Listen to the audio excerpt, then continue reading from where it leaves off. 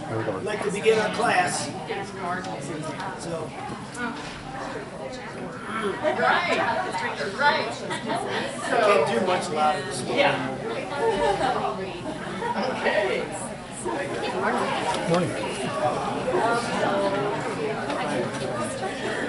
Okay, we are recording.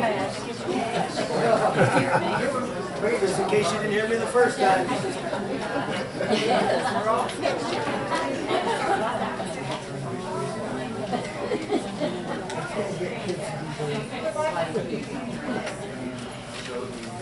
I'm going to have to ask that I get a lot of discussion this morning. My voice is not 100%.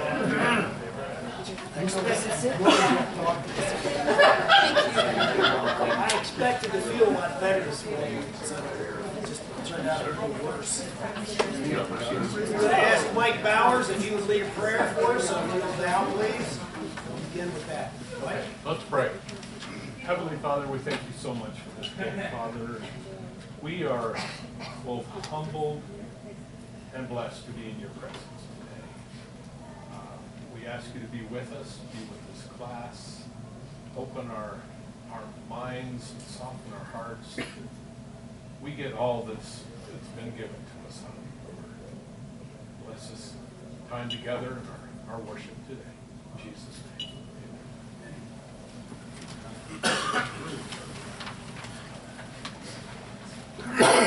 We are called as Christians to be watchful, are we not?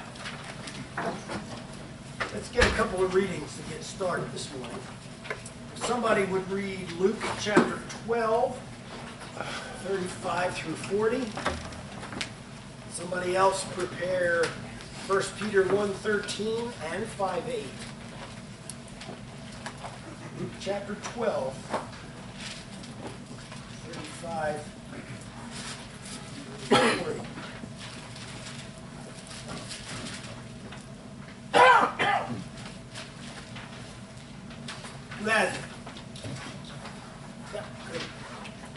Be dressed, ready for service, and keep your lamps burning, like servants waiting for their master to return from a wedding banquet, so that when he comes and knocks, they can immediately open the door for him. It will be good for those servants whose master finds them watching when he comes. Truly, I tell you, he will dress himself to serve, will have them recline at the table, and will come and wait on them. It will be good for those servants whose master finds them ready, even if he comes in the middle of the night or at daybreak. But understand this, if the owner of the house had known at what hour the thief was coming, he would not have let his house be broken into. You also must be ready, because the Son of Man will come at an hour you do not expect him. Who has 1 Peter 1:13 and 5:8? Therefore, keep your minds ready for action by being fully sober, and set your hope completely on the grace that will be brought to you when Jesus Christ is revealed.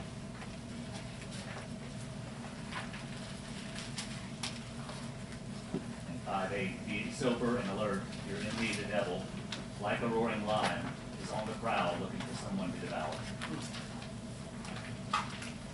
That could make somebody pretty paranoid most of the time, couldn't it? Where is it? Who is that? What's going on?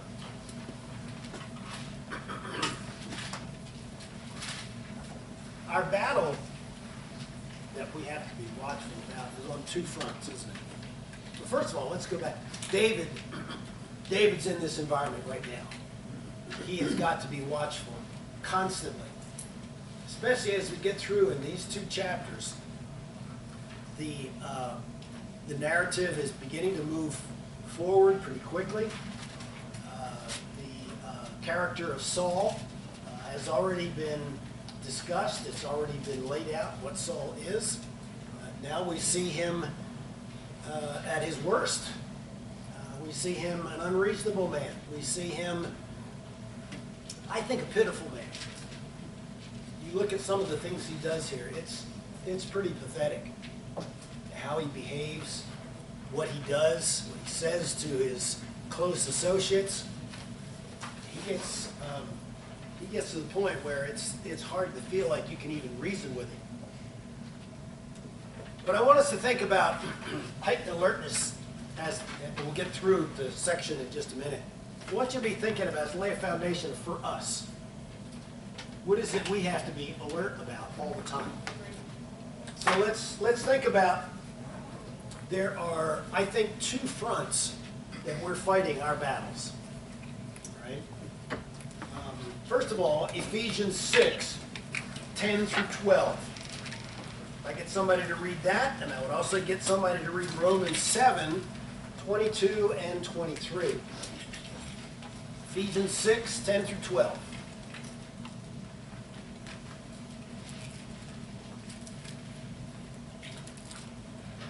Finally, be strong in the Lord and in his mighty power. Put on the full armor of God so that you can take your stand against the devil's schemes. For our struggle is not against flesh and blood, but against the rulers, against the authorities, against the powers of this dark world, and against the spiritual forces of evil in the heavenly realms. I've always been struck with that last phrase, spiritual forces of evil in the heavenly realms. I'm not a big fan of horror movies. I don't like to go and watch the gore. I don't like to go and watch the stupid things that people do in those horror movies. And I'm sure I don't know if it's overdone or not.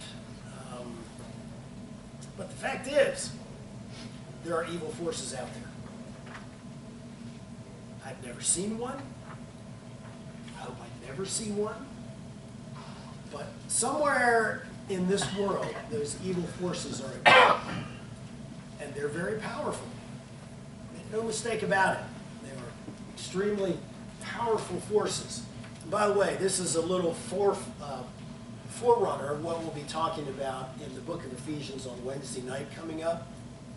There's several things the book of Ephesians will talk about. Number 1 is power. He mentions that here. Number 2 is things that are going on in the heavenly realms. Those areas we can't see. Paul says there are certain things going on there. And he'll also tell us that we've been elevated to those heavenly realms, which is maybe an odd thing that we have to be thinking about a little bit. But the fact is, here he also talks about these dark forces, spiritually dark forces. That's one of the battles. That's one of the things we're facing in this world. Here's the other one, Romans 7, 22 to 23. I love God small with all my heart, but there is another power within me that is at war with my mind. This power makes me a slave to the sin that is still within me. Okay. So the first battle, can we say it's external? Spiritual forces of evil in the heavenly realms. This world is infested with them. And we have to deal with that. Where's the other battle taking place? What's that? It's internal, isn't it? It's the spiritual decay that's in our own hearts. You go back to Matthew 7, one of the things Jesus makes very, very clear in Mark 7, is that defilement is already, defilement's already within us. The things that make us defiled are the things that come out of our own hearts. So we're facing a battle on 2 fronts here. So let me just go and ask the question to you and get some feedback. How do you deal with this? What does it take to maintain a constant sense of vigilance for your spiritual life? Awareness of Your actions and maybe the way people react to you would tell you how they're perceiving your actions. Okay.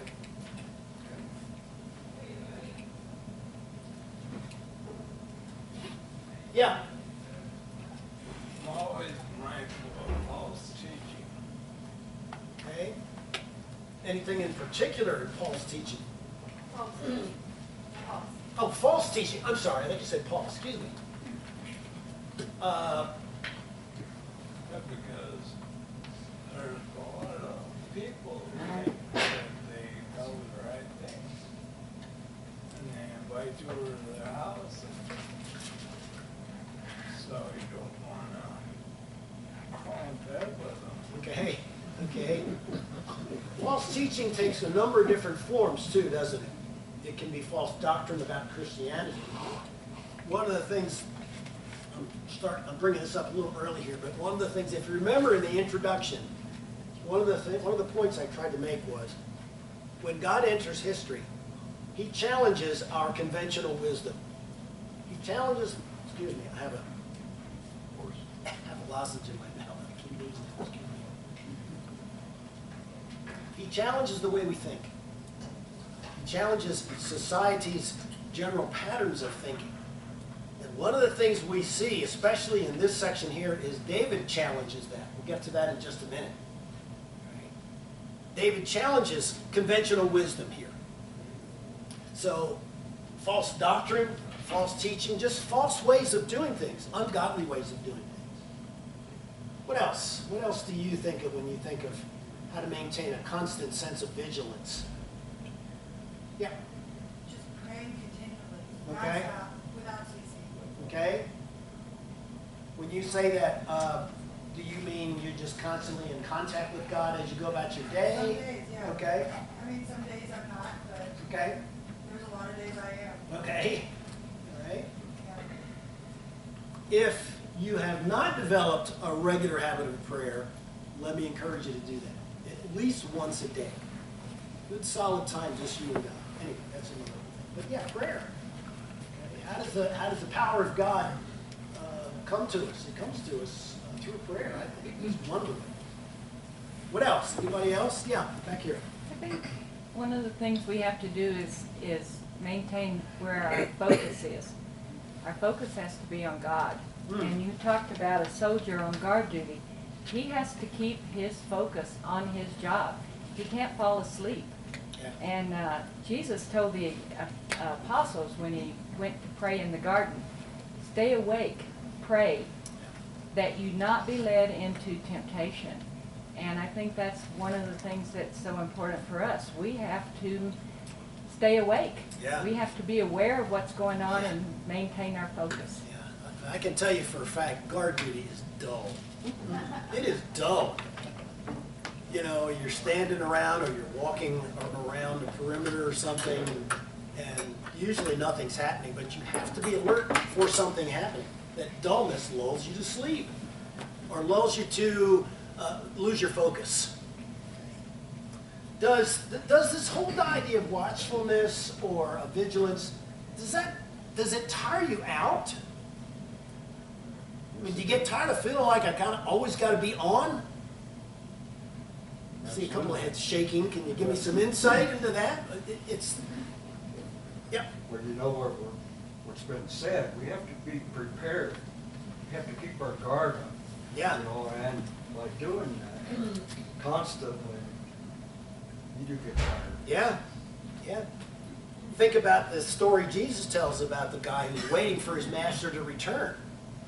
You don't know how long it's going to be. He's got to be ready for the guy so he can open the door for him.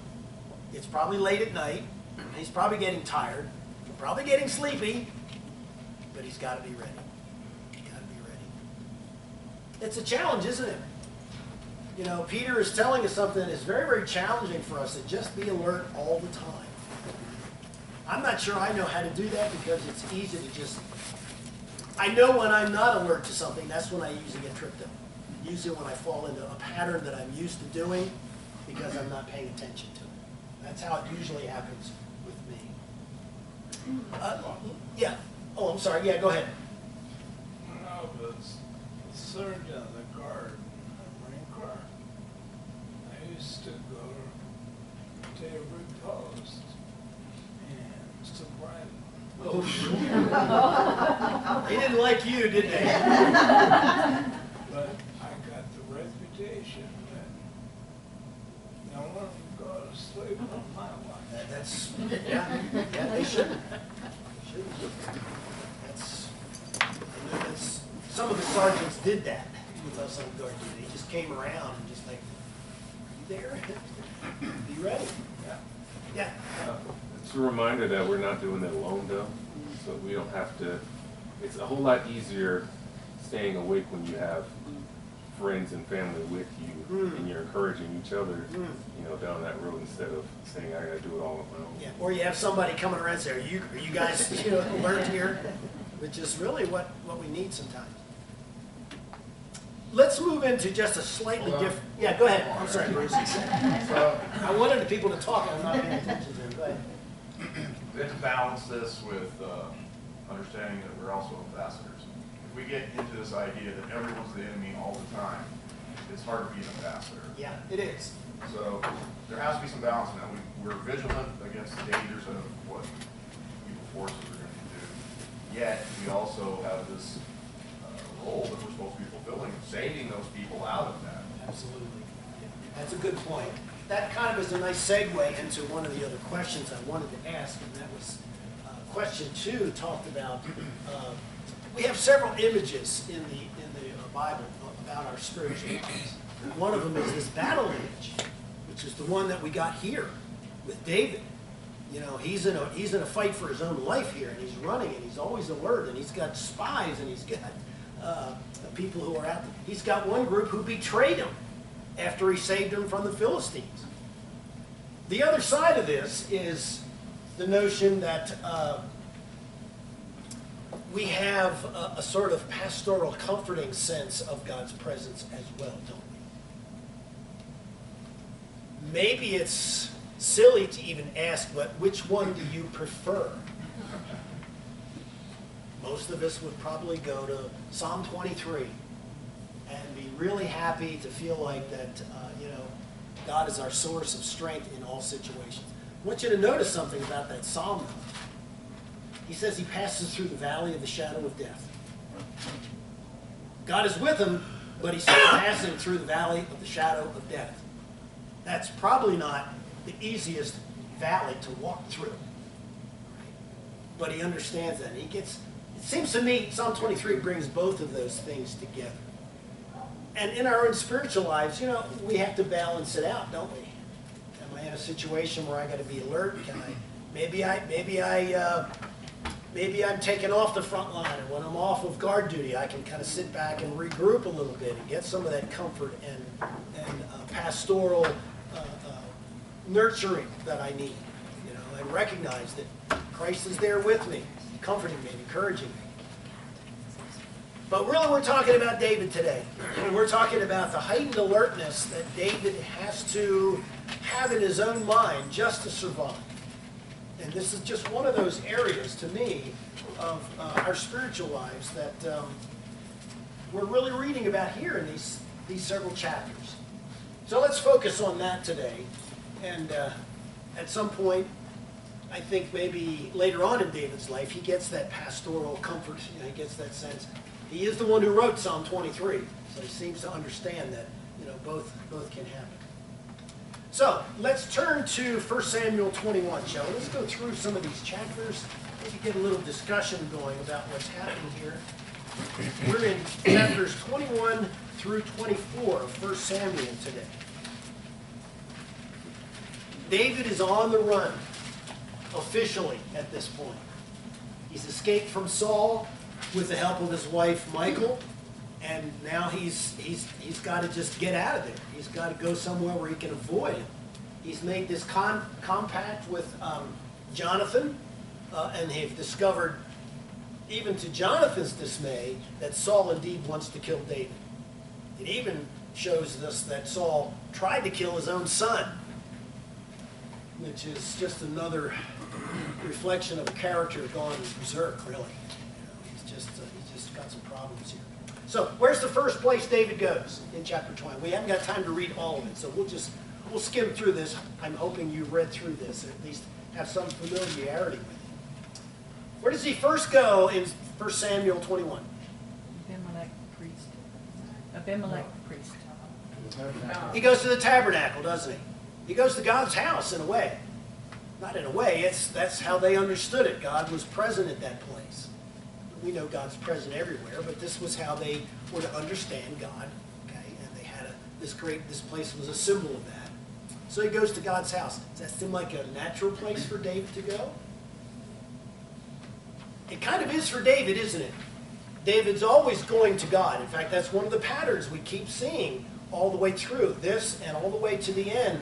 He keeps going to God for guidance. He keeps getting information from God and from God's priests and so forth.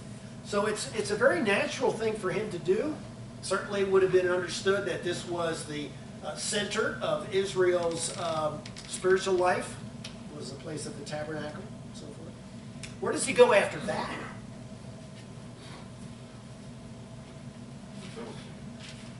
Who said that?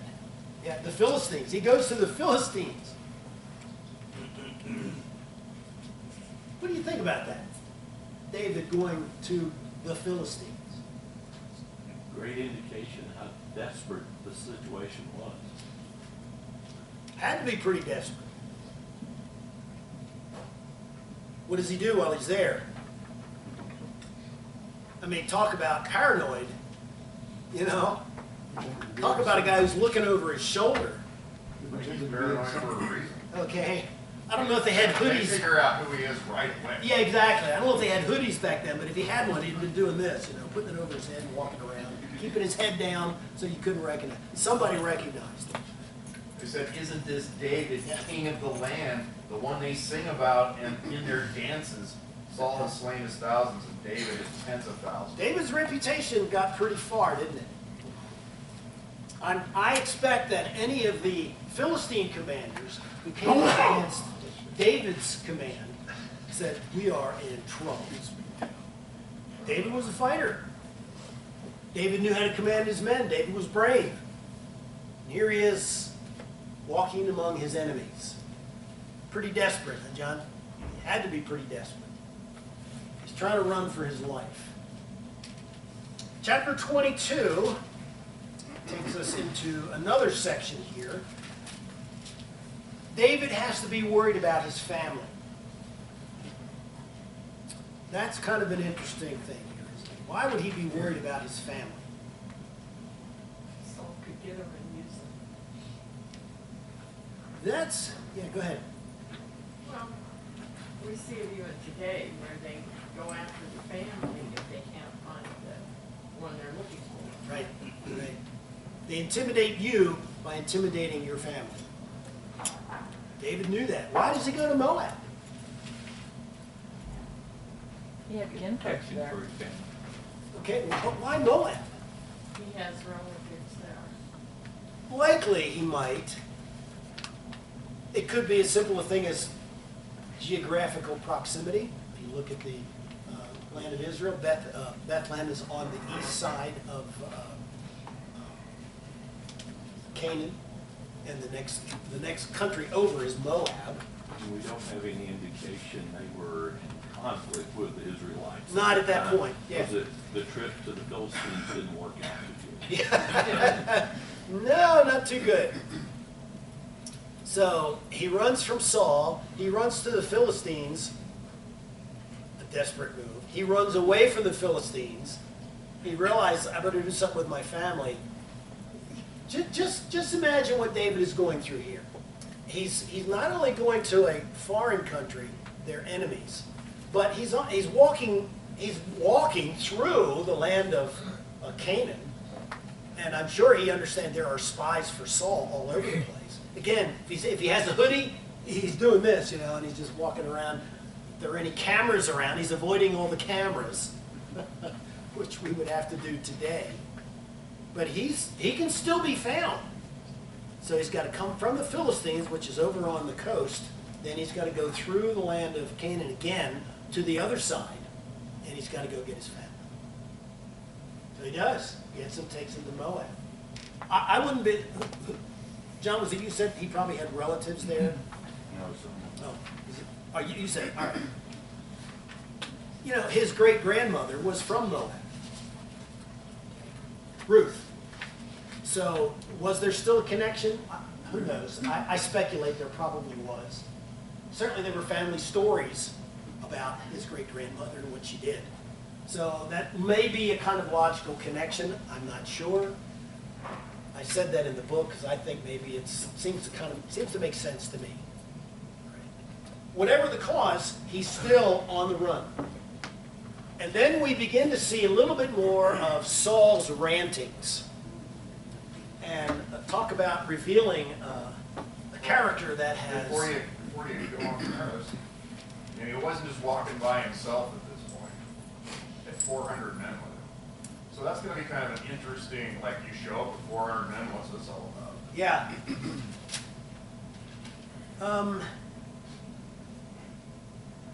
Oh yeah, you're right. You're right. And I meant to mention something about that. Verse 2 of 22. Every man who was desperate, in debt, or discontented rallied behind him, and he became their leader. About 400 men were with him. Tell me something about this group. Bruce? It's a ragtag group. These are people that all have a few issues. They're pretty unsavory, aren't they? Yeah. I don't know if I'd call them thugs, but they certainly weren't the cream of Israel's crop. Let's put it that way. It would depend on your point of view whether they were thugs or not. It's always funny that when a group is ostracized by the large, even though they have maybe nothing in common, they tend to clump. Yep. Even in our world today. Strange bedfellows, yeah, exactly.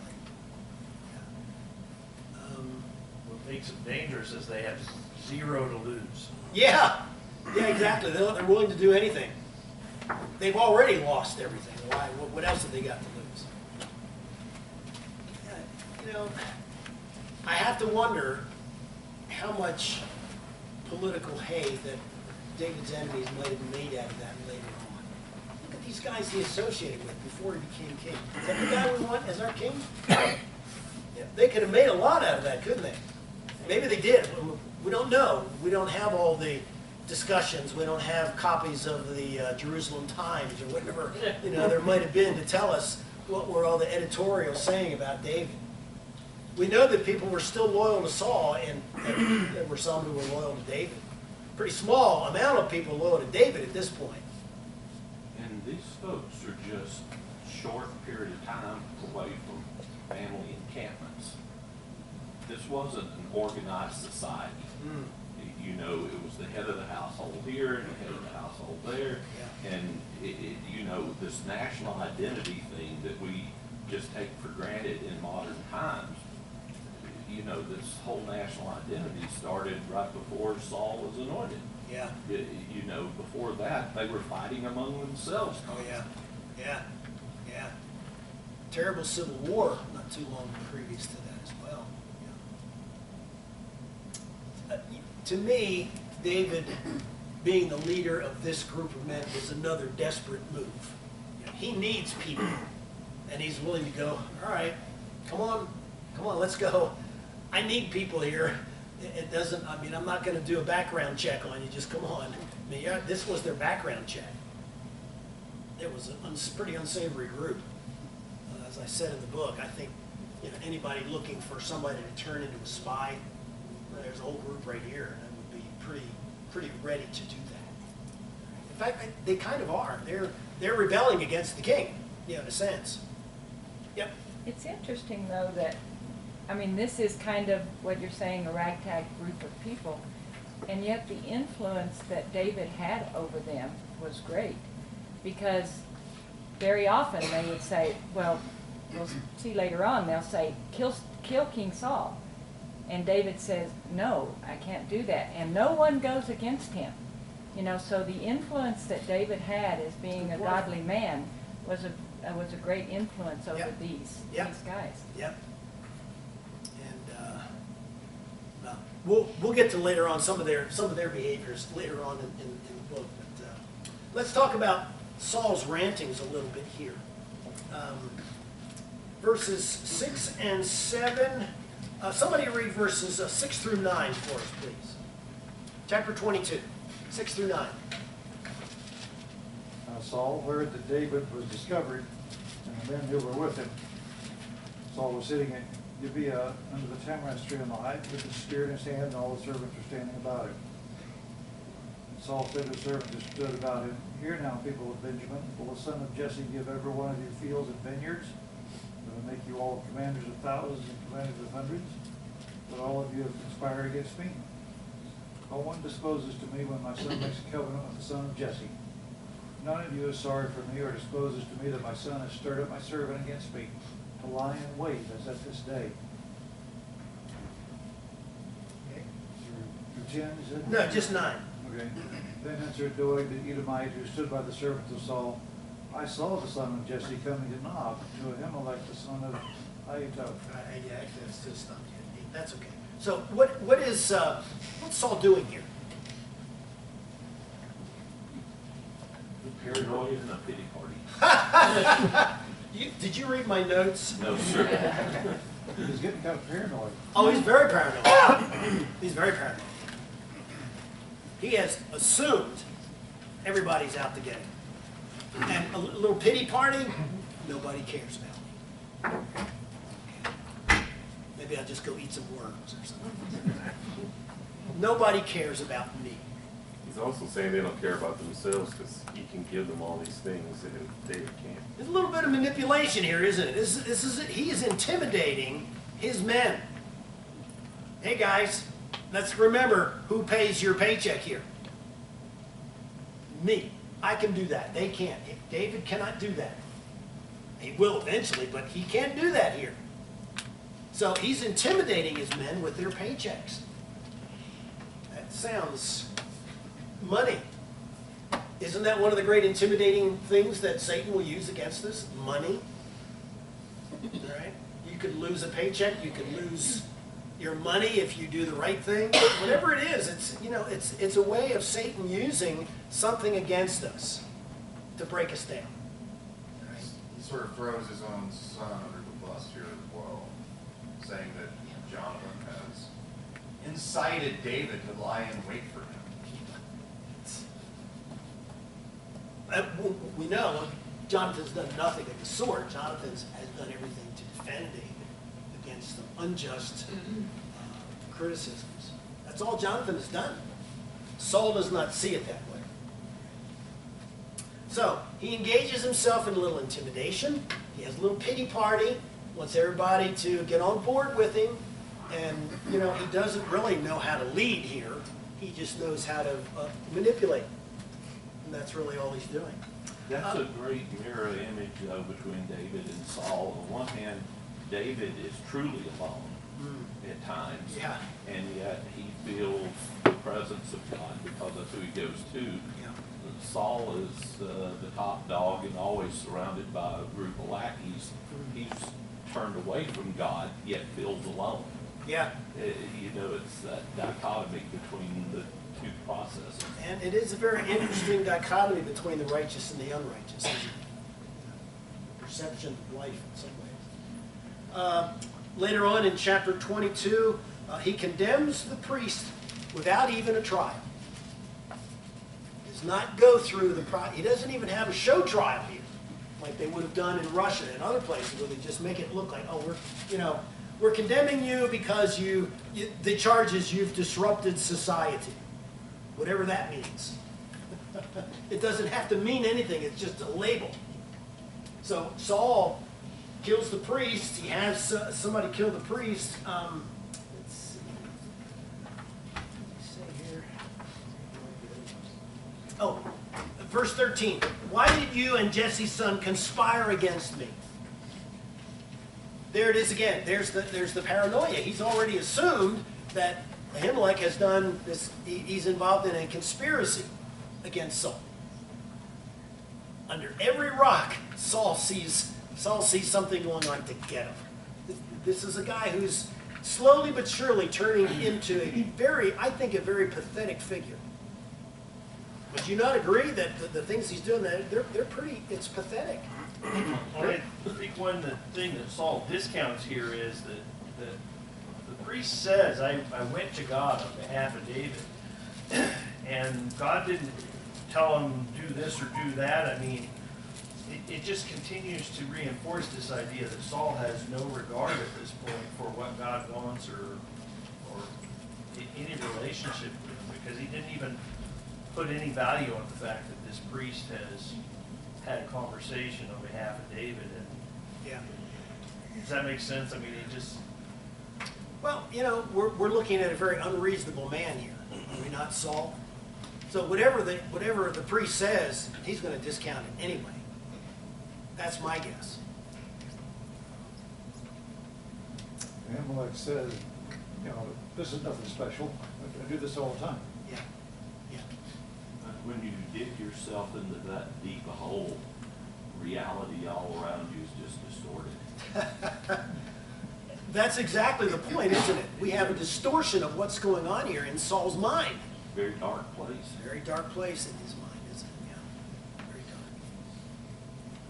All right, let's move ahead because I want to get to one of the questions. But let's go through chapter 23 very quickly, verses 1 through 14. The town of Keilah, or Keilah, I'm not sure which it is, betrays David after David has rescued them from the Philistines.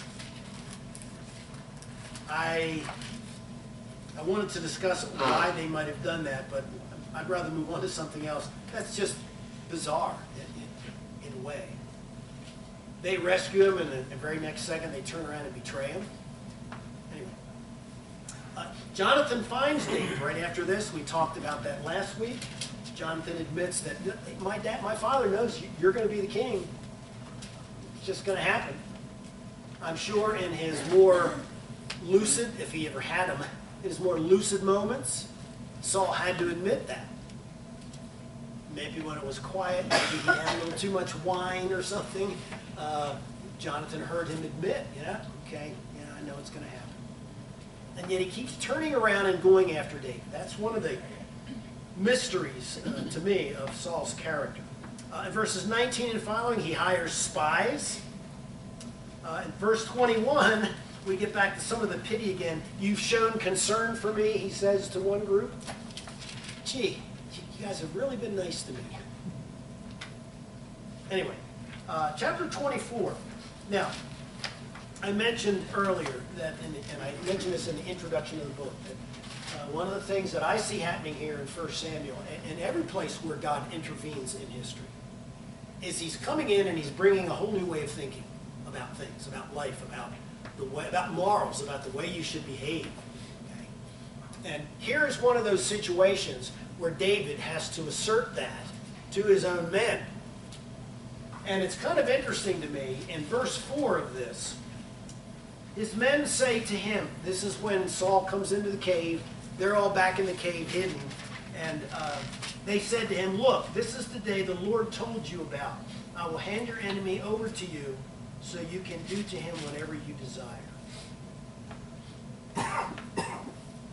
That was conventional wisdom. In fact, I don't know whether it was some prophetic statement or whether they were just making it up. I don't know, where they got this from, but it certainly was a kind of conventional wisdom, wasn't it? In fact, in verse 19, Saul admits that. He says, when a man finds an enemy, does he let him go unharmed? Saul understood that. David says, yeah, I know that's conventional wisdom, but I'm not going to do that. Why is he not going to do that? Yeah. God has a different way. As bad as he was, David understood he was the anointed. Saul was anointed by God to be the king. He was doing everything, Saul was doing everything that a king should not do. He was doing everything to demonstrate he wasn't worthy of wearing that mantle. And yet David says, still, I'm going to let him live because I think that's what God wants. The story would have ended very nicely here, wouldn't it? David would have stopped running. Everything would have been copacetic. David would, well, maybe, would he? If David killed Saul here, what do you think would have happened? How would everybody else in Israel react? Would it have been a civil war? I think maybe the mindset is he won, so he's king. Outside the people that would be influenced negatively by money or power or whatever, opposed to Saul. Okay. I think this might be the crucible of David's faith in the sense that it's so easy to make my problems go away, but yet whatever it was that drove David, at the moment he could have done what we consider as humans the right thing, the best thing, the easy thing, whatever we term that, he chose God. And we are faced with that kind of temptation every day in our life. Yes, we are. And yet David didn't hesitate to choose God. He didn't have a committee meeting about, should we do the right thing? He just said no. Yeah. There's To one me, right. It's the apex of seeing David's true character. Well, not only that, to me, David is exhibiting, he's showing himself to be really a unique individual. Because he will go against conventional wisdom here and do what God wants, not what everybody else says we ought to do. You have a hand up over here. First of all, Saul was God's anointed. But secondly, Saul was Jonathan's father. I don't think he could do that to Jonathan. I hadn't thought about that. That's an interesting take on it. Sure. Okay. Yeah, Jonathan had continued to show loyalty to his own father, hadn't he? Yeah, interesting. Number of factors involved in this, not the least of which is God said, first of all, that's the main thing. Second of all, yeah, he could have thought about that too. So, Saul gets away. David tries to reason with him in verse 9. It's interesting, to me at least, some of the language that David uses here. He says, what are you after? Are you chasing a dead dog or a flea? You're swatting a flea here. What's wrong with you? Which is kind of inflammatory language towards Saul, but Saul says, yeah, okay, you let me go. And he goes away this time, but Saul's going to keep coming back. That's the unusual thing about Saul. This is a moment of clarity that doesn't stay clear very long. Keeps coming back. So, real quick question here. Question 3 in the book, I mentioned the church in Laodicea in the book of Revelation. Who can tell me about Laodicea? Who were they? It's in Revelation 3. They were lukewarm.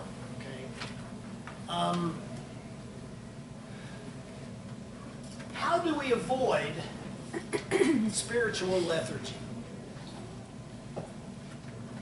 Kind of brings us back to the beginning, how we started this today.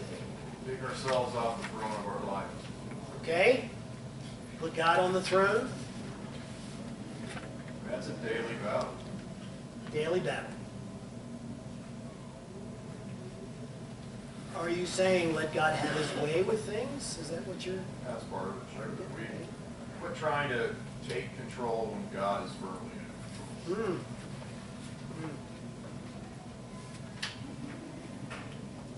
Anybody else? It's funny when we perceive things as going well, it's easy to not have the prayer life that we do when we're at the depths of our hurt. Yeah. And Laodicea to me was that way. There was probably, would use the expression, dumb, fat, happy. Nothing, things were going well. It was easy to start depending on stuff. Yeah. And the materialism of this world. And I think that's that seductive thing that we find in our society is that we really don't have a lot of persecution. Okay. And we are kind of dumb, fat, and happy a lot of times. How do you fight? How do you fight lethargy? How do you keep from getting lethargic toward your faith? Over the course of these several chapters, it talks about all the strongholds and going from place to place.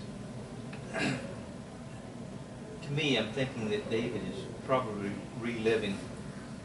These were nomadic people, and David is a young shepherd guy. He knew that whole countryside.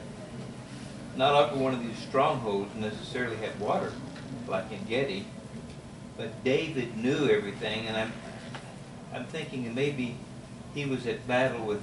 Now, I've been here before. I've been here over on that mountain. That's where I killed the lion. Here's where the bear. God was with me, and maybe he's questioning: Is God still with me? What's happening here? Why am I having to run and seek shelters and hide in these strongholds? but I think there's been I think he's going through a conflict there too. Oh, Yeah. there's no question that David is going through conflict here. As I said a couple classes ago, killing Goliath was easy Yeah. compared to what he's dealing with now. Killing Goliath was something he'd seen before. And now he's got to deal with something entirely different. So yeah, he's terribly conflicted. In fact, he goes to get advice from God, should I deliver Keilah? Sure. Okay. Will they, after it's all over, will they turn me over? Yes. What? I mean, come on, God, what are you doing to me here? I don't know if that's what he said, but I mean, isn't that sort of our human condition? We wonder what God is doing at times. Do one thing, do something. I don't know. Sometimes there's some mysteries. We're conflicted about what we see God doing. We live through that. We keep going through that. Maybe that's the time we need to be watchful and just kind of see where things go, see where things go. Probably a lot more we could say about that. But watchfulness is one of those things that's very important for spiritual health. Any other final comments? One of Saul, I wouldn't have appreciated this if my wife hadn't been working with some severely emotional and truly mental cases. So if you remove yourself to our world and look at this, Saul, we would just say, you know, he's clinically mentally ill. Oh, yeah. Oh, yeah. Because I find it funny, my wife, of course, I don't know these people and she don't use their names, but she'll refer to that guy that's always done. And she'll say, he was in today and he's having a good day. Well, Saul probably had some good days. Good days, sure. But in the context of things, the way we as a society don't look at the spiritual. I look at Saul through those lenses and you go, yeah, it's just a tormented, individually ill person. Yeah. And, you know, whatever their opioid was of the day, maybe he did that. Like so many people that are ill today, they medicate themselves. Yeah. You know, they're trying to escape. Well, Saul tries to escape because many weeks ago it said God sent a spirit. And to me, I just see that spirit working and that mental illness in today's society. We don't appreciate the spiritual element, the spiritual battle going on here. We just talk about the spiritual battle, I mean the physical battle. All right, let's end there. Thank you.